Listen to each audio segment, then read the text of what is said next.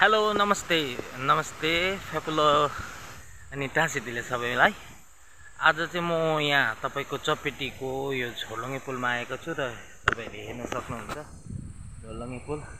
अनि यहाँ चाहिँ मसँग हुनुहुन्छ मेरो ठुलो बा अनि मेरो भाइ र आज तपाईहरुलाई चाहिँ म देखाउन गइरहेको छु यहाँ यो जग्गाको चाहिँ दृश्य हेर्न सक्नुहुन्छ तपाईले मेरो ब्याकमा।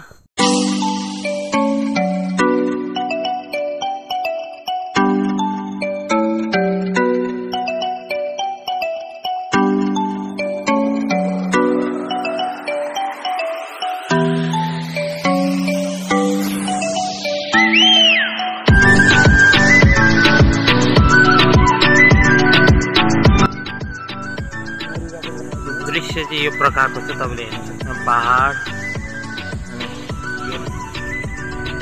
अति नै सुन्दर ठाउँ र यहाँ तपाईले कटेज पनि पाउन सक्नुहुनेछ र अति नै सुन्दर छ यो ब्रिज र अति नै राम्रो ठाउँमा यो स्थित छ र मसँग मेरो ठुलो बाबा अनि भाइ आज हामी त्यसै घुम्दै आएको र अति नै राम्रो लाग्यो र तपाईहरुलाई म अझै यो चपेटीको अरू सुन्दर सुन्दर कुराहरू देखाउन गइरहेको छु। हेर्नुहोस् होला र यहाँ चाहिँ धेरै घाम भएको कारणले चाहिँ हामी चाहिँ थोरै हिँडेर यहाँ जान लागेको।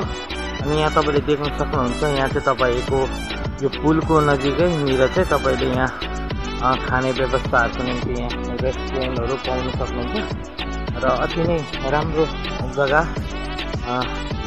आएर तपाईले यहाँ साथीभाइहरूसँग आएर धेरै मजा गर्न सक्नुहुन्छ। राम्रो ठाउँ छ हेर्नका लागि।